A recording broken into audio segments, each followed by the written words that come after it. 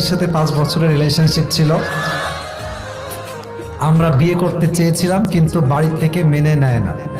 এখন মেয়েটির বিয়ে ঠিক এবং কাবিননামাও হয়ে গিয়েছে, কিন্তু ঘরে তুলে নেয় নাই। মেয়েটা এখনো আমার সাথে কথা বলে, এতে আমার কি করা উচিত? ছেলেটা প্রশ্ন করেছে। এইটা দেখেন, ডোন্ট লাভ, কেউ হাসবেন না।